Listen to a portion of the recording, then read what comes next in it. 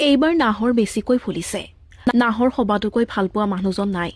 নাহৰৰ সৌন্দৰ্য পান কৰিবলৈ নাই অসমৰ ৰজা। কিন্তু কি আচৰিত, এইবাৰ ইতিহাসৰ ভিতৰতেই বেছিকৈ ফুলিছে নাহৰ। জুবিন গাৰ্গৰ প্ৰতি যেন প্ৰকৃতিয়ে অভিনৱ শ্ৰদ্ধাঞ্জলি জ্ঞাপনহে কৰিছে। কেতিয়াও নোহোৱা ধৰণেৰে নাহৰৰ পাত থাকি ফুলিছে চিনাকি ফুলবোৰ। উতনোৱা বসন্তক অসমলৈ আদৰণি জনাবলৈ জুবিন গাৰ্গৰ প্ৰিয় গছজোপা ৰঙীন হৈ পৰিছে।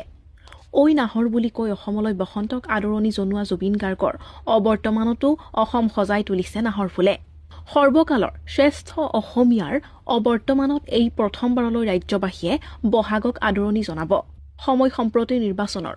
জুবিন গাৰ্গ নামৰ মহাপ্ৰাণ ঈশ্বৰ পুৰুষ ৰাজনৈতিক দলৰ বাবে হৈ পৰিছে নিৰ্বাচনী পণ্য। তেওঁক সাগৰলৈ নিঃশেষ কৰি পেলোৱা পাষণ্ডক শাস্তি দিয়াটো অসমৰ সকলো বৰমূৰীয়াৰ বাবে হ'ব লাগিছিল দায়িত্ব। কিন্তু সেইটো নৰাধমে নিৰ্বাচনী ইছ্যু কৰি পেলাইছে। কিন্তু প্ৰকৃতিয়ে এনে ভণ্ডামি নকৰে। সেই সম্ভৱতঃ আই প্ৰকৃতিয়ে নিজৰ